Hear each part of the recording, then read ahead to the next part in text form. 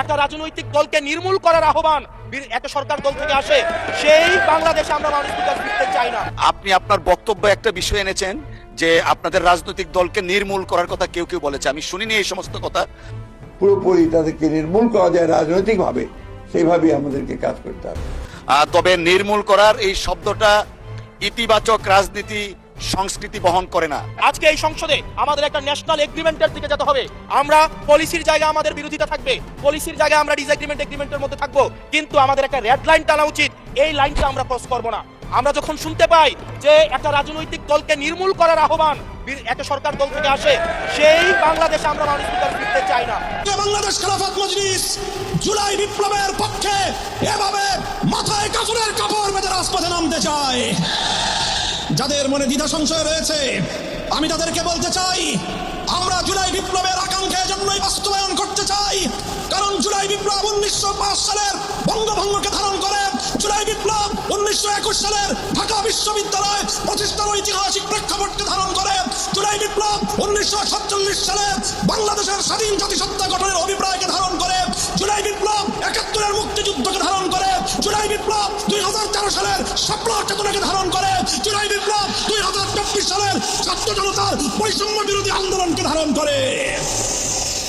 হেরে যাবে রাজাকার, জিতে যাবে বাংলাদেশ ইনশাআল্লাহ। যুদ্ধের কথা বলেন, বিভিন্ন কথা বলেন, একটি কথা বলতে চাই, এই সংসদকে সাক্ষী রেখে আগামী দিনে কোন আন্দোলন হলে, সংগ্রাম হলে বাংলাদেশের মানুষের পক্ষে হবে।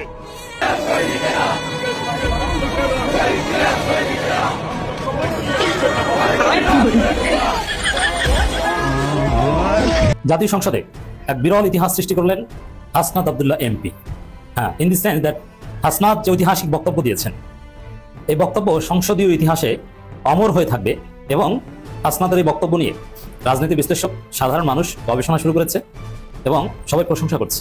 রাজনৈতিকভাবে জামাতকে নির্মূল করতে হবে এবং এই নির্মূলের শব্দটা খুবই ভয়ানক শব্দ। এই আইনে তো এটা নাই যে ফেসবুকে লিখলে মানহানি বোধ করলে আপনি ধরে নিয়ে যেতে পারবেন, কোন আইন নাই। কিন্তু আশ্চর্য ব্যাপার, কেউ কোনো কথা বলেন, there is no such law, আইনেই নাই। এটাকে অপরাধ ডিফাইন করে কোনো ল নাই, তারপরে ধরে নিয়ে যাচ্ছে। কয়েকজনকে ধরে নিয়ে গেছে দেখবেন বাড়ি থেকে, ফেসবুকে বলে কি স্ট্যাটাস দিছে, আবার কার নাকি সমালোচনা করছে, কেউ কেউ ক্যারিকেচার রাখছে, এই জন্য ধরে নিয়ে গেছে। আরে ডিজিটাল সিকিউরিটি আইন তো নাই। ডিজিটাল সিকিউরিটি আইন has been repealed by the ordinance. যে আইনে আইন নাই, এই রিপিল করা আইনটা আবার অর্ডিন্যান্স আকারে 98 অর্ডিন্যান্সের ভিতরে এটা ওনারা পাশও করেছেন, আবার লোকের রাতে ধরতেছেন। আইন কোথায়? কেমন ব্যাককলের দল। নিরাপত্তা ঝুঁকির ভেতরে পড়েছে মহান জাতীয় সংসদ। এ যেন এক নতুন সন্ত্রাসী হামলার সন্নিকটে পুরো দেশ। জাতীয় সংসদ ভবন সহ দেশের গুরুত্বপূর্ণ স্থাপনাগুলোকে লক্ষ্য করে সম্ভাব্য জঙ্গি হামলার পরিকল্পনার তথ্য পেয়েছে বাংলাদেশ পুলিশ। দর্শক শ্রোতা, এখন সোশ্যাল মিডিয়ায় একটা বিষয় নিয়ে কিন্তু তোলপাড় সৃষ্টি হয়েছে। হ্যাঁ, সালাউদ্দিন টুকু সাহেব তার বিগত দিনের একটা ভিডিও ফুটেজ এবং বর্তমান সংসদের তার হুঙ্কার, দুইটাই যেন বাঘ আর বিড়ালের মধ্যে একটা সমঝোতা তৈরি হয়েছে। দর্শক শ্রোতা, সালাউদ্দিন টুকু সাহেব গতকাল সংসদে দাঁড়িয়ে যেইভাবে হুঙ্কার দিয়েছে, তাতে মনেই হলো যে তিনি যেন একটা বনের রাজা টাইগার। কিন্তু বিগত দিনে হাসিনার আমলে তিনি যখন একটা বক্তব্য দিতে গিয়েছিল বা একটা জনসভার সম্মুখে উপস্থিত ছিল, কিন্তু পুলিশের সামান্যতম বাঁশি ফুৎকারের কারণে যেইভাবে তিনি মানে কি বলে আপনার দর্শকদের সামনের সারিতে থেকেও লুকিয়ে গিয়েছিল লেজ গুটিয়ে, তাতে মনে হলো সেই সময় তিনি ছিল বিড়াল, এখন তিনি বাঘ সাজার চেষ্টা করছে। এমনটাই কিন্তু বলছে বিশ্লেষক এবং সাধারণ জনতা। এখন দর্শক শ্রোতা, সালাউদ্দিন সাহেব যেইভাবে গতকাল এই সংসদে বক্তব্যটা দিয়েছে, তার বক্তব্যটা ছিল খুবই কড়া এবং খুবই কঠোরভাবে একটা বক্তব্য। কিন্তু সেই ভিডিও ফুটেজ দেখলে দেখা যায় তিনি আসলে সামান্য একটা বাঁশির ফুৎকারই ভয়ে পালিয়ে গিয়েছিল। তো আসলে এই জন্যই কিন্তু এখন সাধারণ জনতা বলতেছে, ভাই আগে আপনি ছিলেন বিড়াল আর এখন হয়েছেন আপনি বাঘ। আর একটা বিষয় নিয়ে সোশ্যাল মিডিয়া তোলপাড়, মির্জা ফখরুল ইসলাম আলমগীর, বিএনপির মহাসচিব, তিনি একটা বক্তব্যতে গিয়ে বলেছে যে জামাত ইসলামকে নির্মূল করতে হবে। হ্যাঁ, আর এই বিষয়টি নিয়ে কিন্তু হাসনাত আব্দুল্লাহ অবশেষে সংসদে দাঁড়িয়ে গরম গরম কিছু ঝেড়ে দিয়েছে। দর্শক, এখানে একটা জিনিস অবাক করা বিষয়, যিনি ডেপুটি স্পিকার কায়সার কামাল উনি কিন্তু বলেছে এই বিষয়টি নাকি উনি জানেন না। অর্থাৎ মির্জা ফখরুল ইসলাম আলমগীর যে এই জামাত ইসলামকে নির্মূল করতে চেয়েছে এটা নাকি উনি জানেন না, যেটা আপনারা ভিডিওর শুরুতে দেখেছেন। এটা নিয়েও কিন্তু ভাই আলোচনা সমালোচনা শেষ নেই, যে গোটা বাংলাদেশের সবাই জানলো, শুধু আপনি কেন জানলেন না। এবং হাসনাত আব্দুল্লাহ সংসদে দাঁড়িয়ে কিন্তু এই বিষয়টি নিয়ে তীব্র আলোচনা করেছে, প্রতিবাদ জানিয়েছে। তো যাবতীয় বিষয় নিয়ে এবং বাংলাদেশের বর্তমান পরিস্থিতি নিয়ে আজকের এপিসোডটি সাজানো। তো সবাইকে বলবো একটু ধৈর্য নিয়ে, একটু সময় নিয়ে আজকের ভিডিওটি আপনারা দেখবেন, যেহেতু ভিডিওর শুরুতে দেখেই বুঝতে পেরেছেন যে আসলে আজকের ভিডিওটা কতটুকু গুরুত্বপূর্ণ। তো চলুন কথা বাড়াবো না, সরাসরি মূল নিউজে চলে যাব। তার আগে বলবো, যারা এখন পর্যন্ত আমাদের এই চ্যানেলটি সাবস্ক্রাইব করেন নাই, প্রতিনিয়ত এ ধরনের আপডেট গরম গরম খবর পেতে আমাদের এই চ্যানেলটি সাবস্ক্রাইব করবেন। যারা করেছেন ধন্যবাদ। চলুন একটা লাইক দিয়ে সবগুলো বিশ্লেষকদের বিশ্লেষণগুলো শুনে আসি। সরকার কিন্তু সমালোচনা সহ্য করতেছে না। এত বড় দল, বড় দলের বড় বড় সমালোচনা হবে, এটাই তো বাস্তবতা, তাই না? কিন্তু মাইনা নিতেছে না। মাইনা না নিলে কি সবাই মুখে তালা দিয়ে দিবে? আমাদের মির্জা ফখরুল সাহেব যেভাবে বললো নির্মূল করে দিবে। কাকে নির্মূল করবে? জামাতে ইসলামকে। কেন ভাই? আর নির্মূলের মানে কি? মানে ওই যে একদম গাছের গোড়া ধরে টান দিবেন, নাকি ওই যে বলে না বংশ নির্মূল করে দেবো, ওরকম কিছু? এভাবে বললেন না, এভাবে বলা উচিত না। সম্পর্ক একেবারেই টাইনা নিতে হবে জোর কইরা, তাও ঠিক না। সম্পর্ক রাখতে চান না, রাইখেন না, কিন্তু যেটা শুরু করছেন এটাও আবার ঠিক না। আজকে দেখলাম সংসদে বলতেছে একজন চিৎকার কইরা, রাজাকার, ওইসব রাজাকারতে আমরা ভয় পাই না, আমাদেরকে আন্দোলনের ভয় দেখায়েন না। রাজাকার বলতেছেন কেন সংসদে দাঁড়ায়া? আমি বুঝতেছি না। মাননীয় স্পিকার, আপনি এই শব্দটাকে সংসদে একদম নিষিদ্ধ করে দেন। এইটা নিয়েই তো গত 55 বছর বিবাদ, বুঝেন না কেন? এটাকে নিষিদ্ধ করেন। এই রাজাকার শব্দটা শুনতে ভালো লাগে না। আবার এদিকে দেখেন গুপ্ত, হ্যাঁ, এই গুপ্ত কথাটা কিন্তু এখন বিশাল বড় একটা গালি হয়ে গেল। এটা কিন্তু একেবারে অ্যাটম বোমার মতো, যেখানেই পড়তেছে চারিদিকে গর্ত কইরা ফেলাইতেছে, তো বুকের মধ্যে ক্ষত তৈরি করতেছে। কেন গুপ্ত ছিল? মাননীয় প্রধানমন্ত্রী নিশ্চয়ই আপনি জানেন, না জানার কোনো কথা না। কেন জানবেন না? পুরো বাংলাদেশের খবরই আপনি রাখতেন। সবচেয়ে বড় কথা, সবচেয়ে বেশি নির্যাতন হয়েছে আপনার উপরে, আপনার পরিবারের উপরে। আপনার মা চিকিৎসা নিতে পারে নাই ঠিক মতো। 5ই আগস্টের পরে উনি সঠিক চিকিৎসাটা পাইছে, এর আগে উনি চিকিৎসা পায় নাই। এত বড় জুলুম সহ্য করার পর আপনার বোঝা উচিত ছিল কারা গুপ্ত ছিল, কেন ওরা গুপ্ত ছিল। হ্যাঁ দেখেন ভাই, ওই টাইমে 5 জন শিবিরকে যদি একসঙ্গে পাইতো কোথাও, ধরেন কোনো একটা বাসায় বসে তারা আড্ডা মারতেছে, ওইখানে যায় পুলিশ হামলা করতো, র্যাব হামলা করতো, ইসলামিক কিছু বইপত্র আমাদেরকে দেখাইতো, বিভিন্ন চ্যানেলে দেখাইতো, পত্রিকার হেডলাইন হইতো ইসলামিক বইগুলা, ওদেরকে জঙ্গি ট্যাগ দিয়া ধইরা নিয়ে যাইতো, তারপর ওরা বাইচা থাকতো না, মইরা যাইতো। এইসব ইতিহাস আমরা যাই না গেছি, তো সবাই যাই না গেছি। জীবন বাঁচাইবার জন্য ওরা গুপ্ত হয়েছিল। এটা তো মাননীয় প্রধানমন্ত্রী আপনি খুব ভালো বুঝেন, না বুঝার কোনো কথা না। কেন বুঝবেন না? কেন ওরা গুপ্ত হয়েছিল? ওদের মা বাবা ওদের সন্তানকে কি ভালোবাসে না? ওদের মা বাবা কি চায় না ওদের সন্তান এই পৃথিবীতে বাইচা থাকুক? ওদের মা বাবাই তো ওদেরকে গুপ্ত করে রাখছে। কেন বোঝেন না? মায়ের আঁচলের নিচে লুকায়া থাকা মানে গুপ্ত থাকা, এটা ধইরা নিতে হবে। ওরাও তো মানুষ, ওদেরও তো ভাই এখানে চিমটি দিলে ব্যথা পাওয়া যায়, কষ্ট পাওয়া যায়। কত বড় জুলুম হইতো এই দেশে, আপনারা ভুলে গেছেন? ওই যে এনামুল হক চিটাগাঙ্গের মেয়ে ফোন দিছে বাবাকে, বাবা তুমি কই, এত রাত হয়ে গেছে, বাসায় আসো না, বাবা তুমি কই? বাবার গলা কাঁপতেছে, বাবা কাঁদতেছে, বলতেছে একটা জরুরি কাজে যাইতেছি। মেয়ে বিশ্বাস করতেছে না, বলে তুমি কান্দো কেন, তুমি কান্দো কেন বাবা, তুমি কান্দো কেন? তারপরে উনার মা ফোনটা ধরছে, ওই বাচ্চাটার মা ফোন ধরছে, হ্যালো হ্যালো আপনি কে বলছেন, হ্যালো হ্যালো চিৎকার করতেছে। কিন্তু যাকে মাইরা ফেলবে সে তো ফোনটা আর বন্ধ করে নাই, অন রয়ে গেছে পকেটের মধ্যে। সবাই কথা শোনা যাচ্ছে, হ্যাঁ আজরাইলদের কথা শোনা যাচ্ছে, তারা একটু পরেই মাইরা ফেলবে। তারা যে বন্দুক নাড়াচাড়া করতেছে সেই শব্দ পাওয়া যাইতেছে, এরপর একটা গুলির শব্দ, একটা চিৎকার। হ্যালো, আমি কমিশনারের সাথে কথা বলতে চাচ্ছি। হ্যালো, কে ওইটা? ফোন রিসিভ করছো এটাকে? আমি ওনার মিসেস বলতেছি।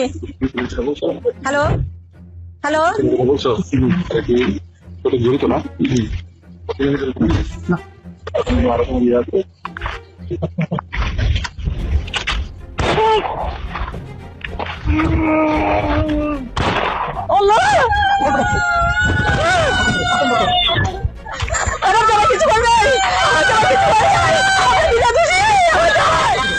ভুলে গেছেন এসব দিনের কথা?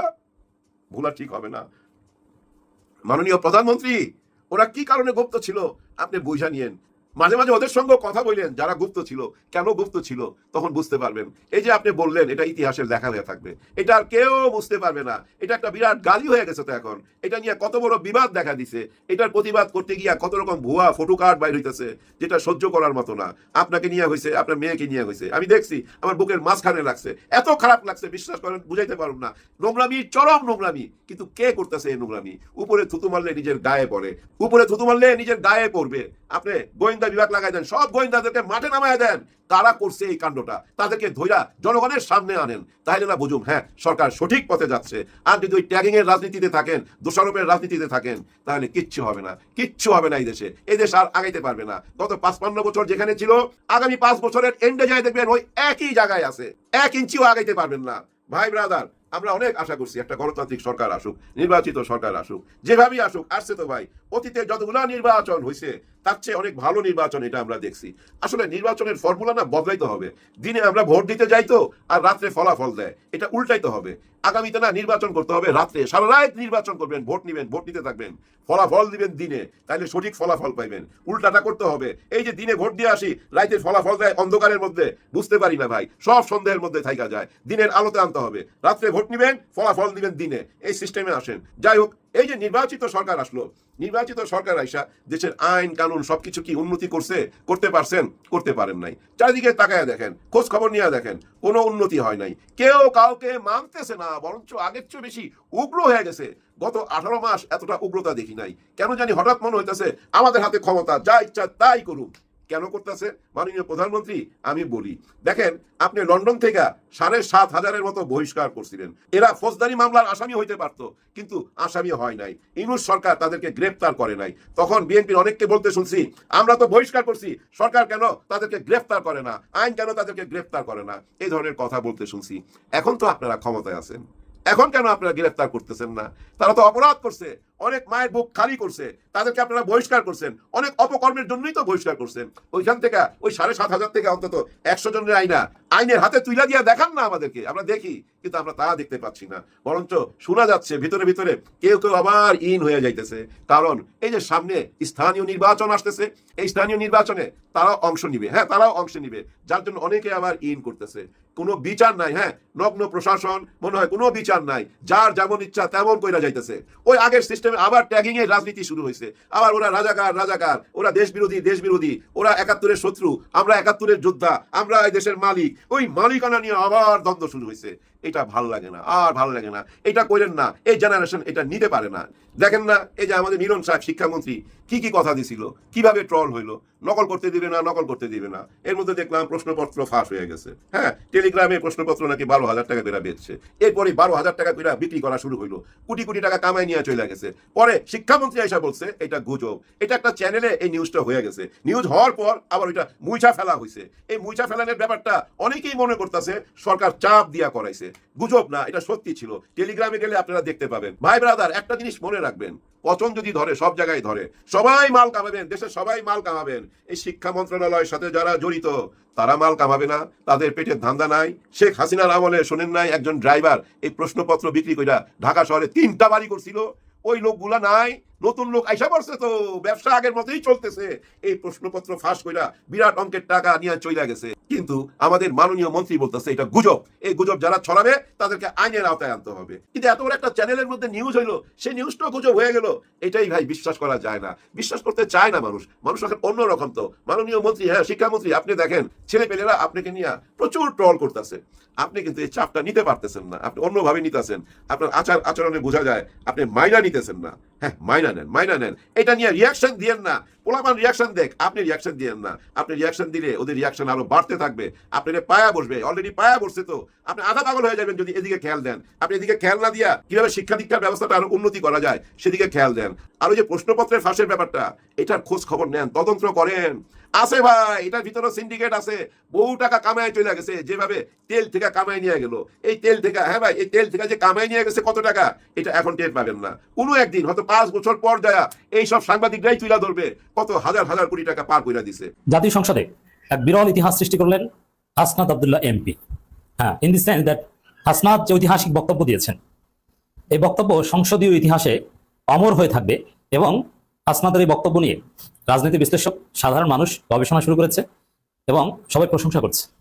বিশেষ করে জামাত শিবিরের লোকজন হাসনাতের এই বক্তব্য শেয়ার করছে এবং হাসনাত আব্দুল্লাহর প্রশংসায় জামাত শিবির পঞ্চমুখ।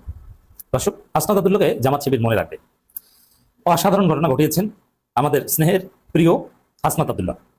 দর্শক, আপনারা জানেন দেশকে বিএনপি অস্থির করে তুলেছে এবং সবকিছুর গোড়া কিন্তু এক জায়গায়। এই যে ক্যাম্পাসগুলোতে শিবিরের পায়ে পরে হামলা করা, পায়ে পরে মারামারি বাধাতে চাওয়া, থানায় ঢুকে মব করা, পায়ের গোড়ালি বিচ্ছিন্ন করে ফেলা শিবির নেতা এবং জামাত ইসলামীকে নির্মূল করার ঘোষণা মির্জা ফখরুল ইসলাম আলমগীরের, এগুলো কিন্তু সব একই সূত্রে গাথা। এগুলো সব উপর থেকে এসেছে, প্রতিবেশী দেশ থেকে অহির ভিত্তিতে এইসব কাজ করা হচ্ছে। কেন? শিবির কলকাতার সংস্কৃতি, ভারতের চাপিয়ে দেওয়া সংস্কৃতির জন্য সবচেয়ে বড় থ্রেট।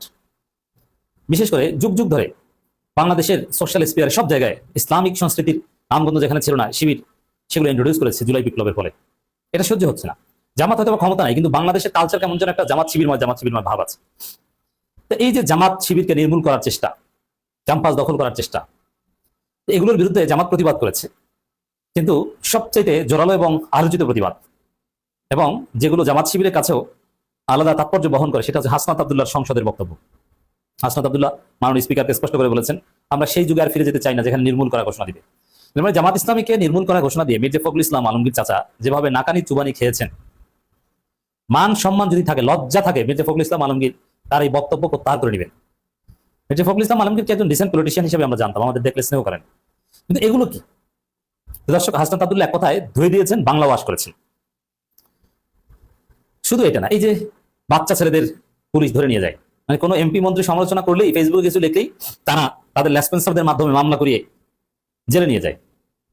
তা এই যে সংস্কৃতি শুরু হয়েছে, হাসিনার আমলে সংস্কৃতি শুরু হয়েছে যে ফেসবুকে কিছু লিখলেই জেলে নিয়ে যায়, এর বিরুদ্ধে হাসনাত যেভাবে জোরালো প্রতিবাদ করেছেন এবং তার প্রতিবাদ যতটা সাড়া জাগিয়েছে, অন্য কোনো প্রতিবাদ এত সাড়া জাগায়নি।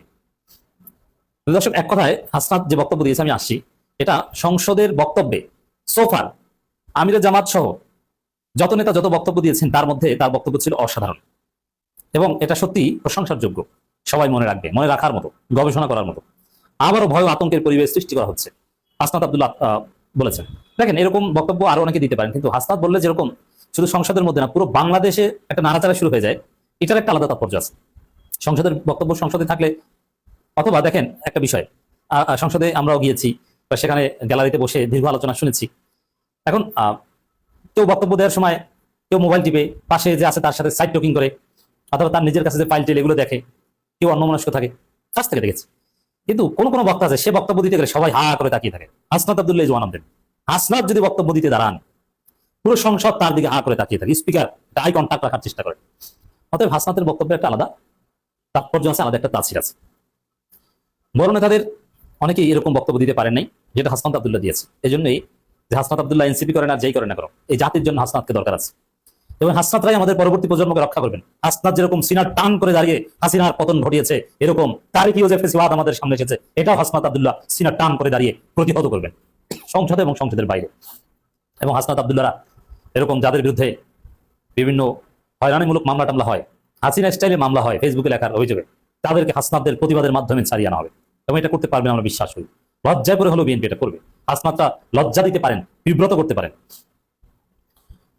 হাসনাত শুরু করেছেন এভাবে, আমরা আগের সংস্কৃতিতে ফিরে যাচ্ছি, যেখানে প্রতিমন্ত্রী সমালোচনা করলে তুলে নিয়ে আসা হচ্ছে, হুইপের সমালোচনা করলে তুলে নিয়ে আসা হচ্ছে, যেখানে প্রধানমন্ত্রী স্যাটায়ার প্রমোট করেন, সেখানে মত প্রকাশের জন্য এই সংসদ গঠনের পর এখন পর্যন্ত 9 জনকে তুলে এনেছে সরকারি বাহিনী। আমরা মত প্রকাশের স্বাধীনতা চাই, তবে মত প্রকাশের স্বাধীনতা হাসিনার আমলেও ছিল, আমরা চাই সহমত প্রকাশের স্বাধীনতা। দর্শক, যদি সময় মতো তারেক জিয়া সরকারের টনক না নড়ে, তারেক জিয়ার মন্ত্রীরা, তারেক জিয়া নিজেই এগুলো নির্দেশ দেন অনেককে ধরে আনতে, কারণ তার তো মান সম্মান নাই, জোর করে মান সম্মান আদায় করতে চান। এভাবে হয় না, ভালো কাজের মাধ্যমে সম্মান আদায় করার চেষ্টা করেন। এভাবে গ্রেপ্তার করে আপনার সম্মান বাড়বে, আপনার সম্মান কমবে, মানুষ আরো বেশি গালাগালি করবে। অতএব যদি সময় মতো টনক নড়ে ভালো, আর যদি এগুলো থেকে বিএনপি সরকার এ ধরনের দমন নীতি থেকে ফিরে না আসে, তার পরিণতি হবে হাসিনার মতো। আর এখনকার যুগের পোলাপান অনেক অ্যাডভান্স। আপনি একজনকে ধরবেন, ওই যে দেখেছেন না যে গুলি করে একটাকে মরে একটা, আর বাকিগুলো তো যায় না। আপনি একজনকে ধরবেন ফেসবুকে লেখার কারণে, আরো 10,000 জন আরো বেশি করে লিখবে। কতজনকে ধরবেন? আপনার জেল ভরে যাবে, আপনি থামাতে পারবেন না। স্যাটারে বিএনপি তারেক রহমান এদের জীবন অতিষ্ঠ করে ফেলবে দেশের তরুণ সমাজ। এটা বর্তমান রিয়ালিটি, এটা মানতে হবে আপনাকে নিয়ে, আপনার খাম্বা নিয়ে হাজার হাজার কন্টেন্ট বানানো হবে, খাম্বা ধরে গড়াগড়ি করে পোলাপান গান গাইবে, ও খাম্বা তুমি শুনতে কি পাও, আপনাকে এটা শুনতে হবে, কিছু করার নাই। এটা না শুনতে চাইলে আপনি বিদ্যুৎ দেন, যাতে মানুষ কাম্বা কাম্বা না করে। This is reality. এবার হাসনাত বলেছেন আওয়ামী লীগ আমলে মত প্রকাশের স্বাধীনতা ছিল, তবে সেটা সহমত প্রকাশের স্বাধীনতা, আমরা দ্বিমত প্রকাশের স্বাধীনতা চাই। আমরা এইখানে দাঁড়িয়ে প্রধানমন্ত্রী সমালোচনা করতে চাই, আমরা সোশ্যাল মিডিয়ায় ব্যাক স্পেস ব্যবহার করতে চাই না।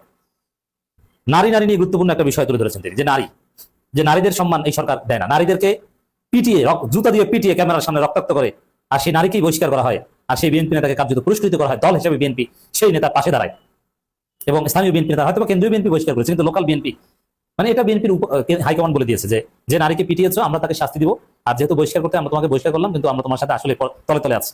সরকারি দলের সম্মানিত মহাসচিব এবং স্থানীয় সরকার বিষয়ক মন্ত্রী মির্জা ফখরুল ইসলাম আলমগীর সাহেব গতকালকে একটা কথা বলেছেন, যেটা নিউজ আকারে এসছে, ফটোকাট আকারে দেখলাম এবং তার ভিডিও বক্তব্য শুনেছি। সেখানে জামাত প্রসঙ্গে কথা বলতে গিয়ে তিনি তাদের অতীত ইতিহাস, তাদেরকে জনগণ প্রত্যাখ্যান করেছে, তাদেরকে গ্রহণ করে না, এরকম অনেক কথা বলেছেন। এবং একটা পর্যায়ে গিয়ে বলেছেন যে রাজনৈতিকভাবে জামাতকে নির্মূল করতে হবে, এবং এই নির্মূলের শব্দটা খুবই ভয়ানক শব্দ। মির্জা ফখরুল সাহেবকে আমরা যেভাবে চিনি, সজ্জন মানুষ, কথাবার্তা যথেষ্ট মার্জিত। উনি আওয়ামী ফাঁসিবাদের সময় দেখেছি যে কোনো রকম মানে মাত্রা ছাড়া শব্দ কথা বলা, যেগুলো ধরেন আমরা মাঝে মধ্যে বলি বলে অনেকে মনে করেন, সমালোচনা করেন, এরকম কোনো প্রান্তিক কথা শব্দ উনি কখনোই বলেন না, ওনার এই রেপুটেশনটা আছে। তো এই শব্দটা শুনে আমরা সবাই সারপ্রাইজড হয়েছি, পার্টিকুলারলি এমন একটা সময় যখন গুপ্ত শব্দকে কেন্দ্র করে সারা দেশে ছাত্রদল যেভাবে সহিংসতা এবং ক্যাম্পাসকে অনিরাপদ এবং উত্তপ্ত করবার চেষ্টা করছে, গায়ে পড়ে পায়ে পড়ে ঝগড়া করা, মারামারিতে এবং সশস্ত্র কায়দায় অস্ত্র, রামদা, কিরিচ, দা বটি নিয়ে যেভাবে হুমকি দিচ্ছে, থানাতে, শাহবাগের থানাতে গিয়ে ডাকসুর নেতৃবৃন্দকে মারধর করেছে পুলিশের সামনে, ওসির সামনে, এবং প্রশাসন কিছুই করে নাই, কিছুই বলে নেই। তো সেই লেভেলের একটা উত্তপ্ত রাজনৈতিক বাস্তবতায় তার এই মন্তব্যটা তো আসলে আগুনে ঘি ঢালার মতো অবস্থা হয়েছে আর কি। এবং নির্মূলের রাজনীতি তো আমরা বাংলাদেশে যেমন দেখেছি, বাংলাদেশের বাইরেও দুনিয়াতে, সারা দুনিয়াতে আমরা দেখেছি। ঘাতক দালাল নির্মূল কমিটি একটা ছিল, শাহরিয়ার কবির থেকে শুরু করে এই বিশাল দিল্লির যে কলকাতার একটা গোলাম সেবাদাস বাংলাদেশে যারা আছে, যারা প্রতিনিয়ত আমাদের স্বাধীনতা সার্বভৌমত্বকে চ্যালেঞ্জ করা, নিরাপত্তা হুমকি তৈরি করা, দেশকে অস্থিতিশীল তৈরি করবার কাজগুলো গত 5 দশক ধরে করে গেছে। তো সেই প্ল্যাটফর্মের কার্যক্রম আমরা দেখেছি যে নির্মূল করতে গিয়ে তারা আসলে কোথায় গিয়ে নেমেছে। গত 17 বছর আমরা দেখেছি শেখ হাসিনা যেভাবে জিয়া পরিবারকে নির্মূল করা, বিএনপিকে নির্মূল করা, এবং বিরোধী দল বলতে যা আছে সেই নির্মূল করবার জায়গা থেকে তারা বারবার হুমকি দিয়েছে, কথা বলেছে। শেখ মুজিব 73-এর নির্বাচনের পরে হুঙ্কার দিয়ে বলেছিল যে আজকে দেশে কোনো বিরোধী দল নাই। জাসদকে নির্মূল করবার চেষ্টা করেছিল গণরক্ষী বাহিনী দিয়ে, এবং এগুলো তো ওয়ার্ক করে নাই। মানে এই যে এক্সটারমিনেট করে দেওয়া, নাই করে দেওয়া, এবং সেটা রাজনৈতিক শক্তিকে, এমন না যে আপনি কোনো সন্ত্রাসী গোষ্ঠী, কোনো আইন দ্বারা নিষিদ্ধ কোনো গোষ্ঠীকে নিয়ে এই কাজগুলো করছেন। আপনি একটা রাজনৈতিক দল এবং গোষ্ঠীকে নিয়ে কথা বলছেন, তাদেরকে নির্মূল করে দেবেন যারা প্রায় 3 কোটি ভোট পেয়েছে ফেব্রুয়ারির নির্বাচনে, যাদের মানে 68-70 জন এমপি আছে, এবং 68-র সাথে যদি আরও 8-9 জন মহিলা এমপি যোগ করেন, এটা 75-76 হয়ে যাচ্ছে। তো এইরকম একটা রাষ্ট্রের রিপ্রেজেন্টেশনের জায়গায় থাকবার পরে তাদেরকে নির্মূল করবার যে রাজনীতির কথা আপনি ব্যক্ত করেছেন, এটাই কি আসলে বিএনপির মনের কথা? যে কারণে ছাত্রদল সারা বাংলাদেশের ক্যাম্পাসগুলোতে যেভাবে উত্তপ্ত করছে, গায়ে পড়ে পায়ে পড়ে মারামারি, বিশ্ববিদ্যালয় প্রশাসন, ধান কাটা ভিসি যাদেরকে অ্যাপয়েন্ট করা হয়েছে বিভিন্ন জায়গাতে, তারা যে কাজগুলো করছে, সেই কাজগুলোর জায়গা থেকে এটাই কি আসলে বাস্তবতা আপনারা চান? একটা হচ্ছে যে 60-এর দশকে 70 দশকে যারা বাম রাজনীতি করেছেন, তাদের চিন্তার মনন এবং সীমাবদ্ধতা আমরা বুঝি। কলকাতার চোখ দিয়ে কালচারালি বাংলাদেশকে দেখা, বাংলাদেশের ধর্মপন্থী মানুষগুলোকে দেখা, এবং যারা ধর্মীয় রাজনীতি করেন তাদেরকে দেখা এবং মূল্যায়ন করার যে রাডার তারা তৈরি করেছে, সেখান থেকে তো বাংলাদেশ অনেক দূরে এগিয়ে আসছে। এবং এই যে ট্যাগিংয়ের বাইরে এসে আমরা যে নতুন একটা রাজনীতি করতে চাই, রাজনৈতিক বন্দোবস্তের জায়গাটা, সেই জায়গাটা আমরা দেখতে চাই। এবং এই দেখতে চাওয়ার বাস্তবতায় দেখেন নির্মূল করতে গিয়ে আসলে আওয়ামী লীগের কী পরিণত হয়েছে। তারা সারা বাংলাদেশকে তার অপর বানিয়েছে, কারণ তারা সমালোচনা করছে, সরকারের বিভিন্ন ইস্যু নিয়ে কথা বলছে। ঠিক একইভাবে যখন বিরোধী দল সংসদের বাইরে সরকারের ভুল ত্রুটি, তাদের ব্যর্থতা, তাদের চুরি ডাকাতি, সন্ত্রাসী, চাঁদাবাজি নিয়ে কথা বলছে, তখন তাদেরকে আপনারা টলারেট করতে পারছেন না। কাউকে গ্রেফতার করছেন, তাও সাইবার সুরক্ষা আইনে, বিশেষ ক্ষমতা আইনে, খুবই কোনো যৌক্তিক কারণ ছাড়া কাউকে মিথ্যা মামলা দিয়ে হেনস্থা করা হচ্ছে। চাঁদাবাজি তো প্রত্যেক মহল্লায় ছড়িয়ে গেছে পেশা আকারে আর কি। আজকেও যে দোকান থেকে শাকসবজি কেনা হয়েছে, সে বলেছে 2-3 গ্রুপকে টাকা দিতে হয়। একটা বেকারিতে যেখান থেকে বেকারি আইটেম কিনি সেখানে দেখলাম এসে সিগারেটের টাকা চাইতেছে, 50 টাকা 100 টাকা সিগারেট খাওয়ার জন্য নিচ্ছে প্রতিদিন। এরকম কয়েক দোকান থেকে তারা নেয় তাদের রুটি রুজি। এই যে বিশাল বাংলাদেশ জুড়ে যে চাঁদাবাজ, দলীয় চাঁদাবাজদেরকে পোষ্য করা হচ্ছে, তাদের সমালোচনা করলে পরেই তাদেরকে স্বাধীনতা বিরোধী, সংবিধান বিরোধী, পরাজিত শক্তি, এই যে কথাগুলো বলা হচ্ছে, এগুলো তো আওয়ামী লীগের আমলে আমরা শুনেছি। এটা তো ওয়ার্ক করে নাই। বিভিন্ন আইন কানুন করে নিষিদ্ধ করা হয়েছিল, শেখ মুজিবের সময় করা হয়েছে, এখনও করা হয়েছে। এবং জাসদের উপরে বিরোধী দল আকারে শেখ মুজিব যে স্টিম রোলার চালিয়েছে, কি হয়েছে? মানে একটা রাজনৈতিক চিন্তার জনগোষ্ঠীকে কি আসলে নির্মূল করা যায়? আপনি 1 কোটি মানুষকে নাই করে দেবেন বাংলাদেশ থেকে, সেটা কীভাবে সম্ভব প্র্যাকটিক্যালি? হাজার হাজার নেতা কর্মীকে মেরে বিএনপির গত 17-18 বছরে বিএনপিকে কি নাই করা গেছে? বিএনপি একটা দুর্বল সংগঠন, সিরিয়াস কমিটেড লোকজন নাই, কিন্তু তারপরও তাকে নাই করা যায় নাই। লক্ষাধিক মামলায় কোটির উপরে আসামি করা হয়েছে। 60 লক্ষ মানুষ এদিকে সেদিকে হাজিরা দিতে দিতে ক্লান্ত হয়ে গেছে, ধান খেতে পাট খেতে পালিয়েছিল, দেশের বাইরে চলে গেছে হাজারে হাজারে। তো সেই সংগঠনটাকে সবচেয়ে দুর্বল রাজনৈতিক সংগঠন বা পপুলার, এটাকে আপনি নাই করতে পারেন নাই। জামাত তো সংগঠন হিসেবে অনেক স্ট্রং সংগঠন, তারপর 1 কোটির মতো নেতাকর্মী আছে। এইরকম একটা কর্মী বেশ সংগঠনকে আপনি নাই করে দেবেন, নির্মূল করে দেবেন, এক্সটারমিনেট করে দেবেন। এই নির্মূল করার বিষয়টা তো আমরা দেখেছি যে দ্বিতীয় বিশ্বযুদ্ধে। এবং এই বিএনপির কোনো কোনো বুদ্ধিজীবী দেখতেছি যে গুপ্ত বলে জামাত শিবিরকে ইহুদিদের সাথে তুলনা করছে এবং তাদেরকে নিধন করা, তাদেরকে নির্মূল করবার বয়ান তৈরি করবার চেষ্টা করছে। তাহলে কি আলটিমেটলি এটার জন্য আপনারা কি তারেক রহমানকে হিটলার হতে বলছেন? এবং একই এক্সাম্পল দিয়ে কি বলার চেষ্টা করছেন যে বিএনপি নির্বাচিত সরকার হয়েছে, যেভাবে জার্মানিতে নাৎসি পার্টি নির্বাচিত ছিল, নির্বাচিত চ্যান্সেলর ছিল হিটলার, ঠিক একইভাবে তারেক রহমান নির্বাচিত প্রধানমন্ত্রী, এবং সেখান থেকে বিরোধী দলকে নির্মূল করতে করতে গিয়ে সে ধ্বংসযজ্ঞ চালাবে, হলোকস্ট করবে এবং লক্ষ লক্ষ মানুষকে নাই করে দেবে। ঠিক ওই এক্সাম্পলটা বিএনপির বুদ্ধিজীবীরা। দর্শক, আশা করি সবগুলো ভিডিওই দেখেছেন এবং বিস্তারিত আলোচনা শুনেছেন। অবশ্যই এবার আপনাদের মূল্যবান মতামত জানিয়ে দেবেন, পারলে ভিডিওটি শেয়ার করে সবারই দেখার সুযোগ করে দেবেন। আর আমাদের এই চ্যানেলে যদি আপনারা নতুন হয়ে থাকেন, প্রতিনিয়ত এই ধরনের আপডেট গরম গরম খবর পেতে আমাদের এই চ্যানেলটি সাবস্ক্রাইব করে আমাদের সাথে থাকবেন। যারা ইতিমধ্যেই সাবস্ক্রাইব করেছেন তাদেরকে ধন্যবাদ জানিয়ে আজকের মতো এখানেই বিদায় নিচ্ছি। দেখা হচ্ছে নতুন কোনো ভিডিওতে। সে পর্যন্ত সবাই ভালো থাকবেন, সুস্থ থাকবেন। আল্লাহ হাফেজ।